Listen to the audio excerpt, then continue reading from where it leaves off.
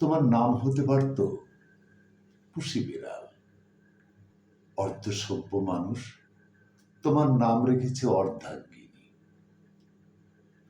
এইসব জেনে তোমার সামনে আমি নতমুখে এসে দাঁড়িয়েছি নারী। আমি পুরুষ, আমাকে ক্ষমা করো। তুমি প্রজনন যন্ত্র, তাই তোমার নাম জননী। তুমি রমণযোগ্য, তাই তোমার নাম রমণী।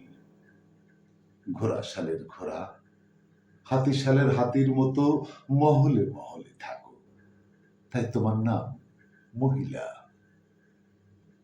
গৃহে গৃহে আসবাবপত্রের মতো শোভা পাও, তাই তোমার নাম গৃহিণী।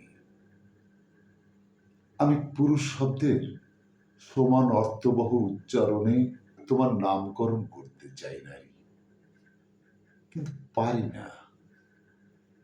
অক্ষম লজ্জায় আমি তোমার সামনে অপরাধীর মতো দাঁড়িয়ে আছি। আমি পুরুষ, আমাকে ক্ষমা করো।